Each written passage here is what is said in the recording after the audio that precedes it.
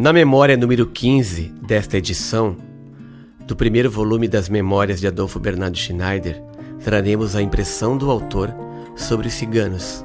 Os ciganos, que ele chamava de Die Zigeuner.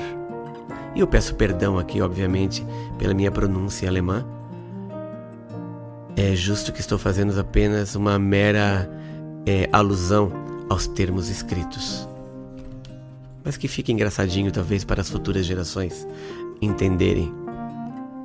Segundo a opinião dos historiadores, os ciganos existem há muitos milhares de anos e que os mesmos são originários de uma região da Índia, mas que sempre foram um povo nômade, nunca se fixaram de maneira permanente em lugar nenhum do globo terrestre, e que a sua organização tribal prevê entre eles um rei. Assim, tanto os Sinti como também os Roma têm um rei. Roma nada tem a ver com o Império Romano. A terra deles é a Romênia, daí o nome. Desde os primeiros anos de vida, eu me lembro que de vez em quando tinha ciganos na cidade, que nós chamávamos Zigeuner. Perambulavam pelas ruas da cidade, sempre a dois, de casa em casa, oferecendo tachos de cobre.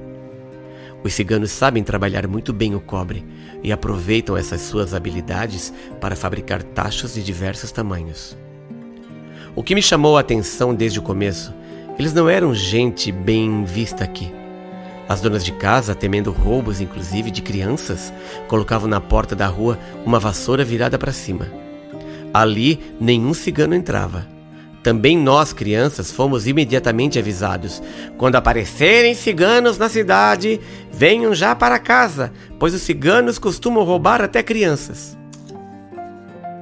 Uma vez apareceu aqui um cigano, já de meia idade, que andava com um urso. Um urso pardo, desses enormes que existem nos Estados Unidos e no Canadá. Esse urso era conduzido pelo cigano por uma corrente até relativamente fina e que estava presa ao nariz do urso por uma argola. Acontece que o nariz é uma das partes mais sensíveis de um urso. Tanto é que o urso obedecia ao menor puxão. Pois bem, esse cigano e seu urso haviam fixado o seu acampamento diante da ferraria do senhor Ricardo Klaas, que se localizava mais ou menos no mesmo local, onde hoje se encontra o cartório do senhor Rodrigo Otávio Lobo, na rua Engenheiro Niemeyer. Essa ferraria estava distanciada alguns metros da rua, para dar espaço para os cavalos, que eram levados para lá para trocar a ferradura, ou também para alguma carroça ou trolei, para receber novo aro de ferro em alguma das rodas. Pois esse espaço físico o cigano havia ocupado, certamente, com licença do senhor Klaas. Com uma pequena voz de comando e um leve puxão na corrente, o enorme urso se pôs de pé. O cigano possuía um violino, com o qual passou a tocar uma melodia, deles, dos ciganos. E obedecendo aos compassos dessa melodia, o urso passou a dançar, firmando-se, sempre ao compasso da música, alternadamente nos dois pés traseiros e soltando de vez em quando um leve urro. Eu era de momento o único espectador. Para olhar melhor, eu cheguei mais perto do urso.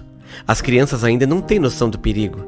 E foi ali que o cigano deu um pulo, puxou o urso pela corrente e falou algumas palavras na língua deles, dos ciganos. E o senhor Klaas, que tudo observava, também falou algumas palavras para mim, mas em alemão, que eu compreendi e me afastei alguns metros do urso.